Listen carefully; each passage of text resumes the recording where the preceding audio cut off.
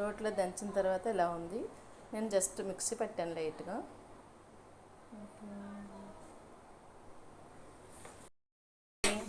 కళాయి పెట్టి ఆయిల్ వేసాను. నేను ఇప్పుడు ఏం చేస్తున్నానంటే చింత చిగురు పచ్చడి. ఆయిల్ కాగుతుంది, పప్పు వేస్తాను. పప్పు వేగిపోవచ్చింది. ఇప్పుడు ఎండుమిరపకాయలు వేస్తాను. వెంటనే జీలకర్ర, వెల్లుల్లిపాయలు,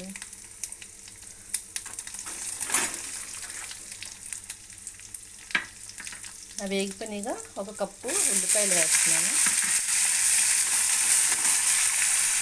ఒక కప్పు టమాటా ముక్కలు బాగా మగ్గుతూనే ఉంది. పిండి ఇలా వేగిన తర్వాత 2 కప్పులు చింతచిగురు వేస్తున్నాను చూడండి. దీన్ని కూడా కలిపి మగ్గనివ్వాలి.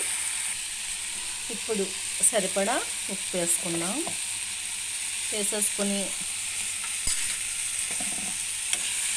చక్కగా ఇలా కలిపేసి చక్కెర రోట్లో వేసి దంచుకొని అన్నం వేసుకునండి. పుల్ల పుల్లగా, కమ్మ కమ్మగా చాలా బాగుంటుంది. మీరు ట్రై చేయండి. మరీ ఎక్కువ మగ్గన అవసరం లేదు. చూడండి, కొంచెం పచ్చిగానే ఉంది. స్టవ్ ఆఫ్ చేస్తున్నాను. మీరు కూడా ట్రై చేయండి. చేసి ఎలా ఉందన్నది నాకు కామెంట్ పెట్టండి. రోట్లో దంచిన తర్వాత ఇలా ఉంది. నేను జస్ట్ మిక్సీ పెట్టాను లైట్గా.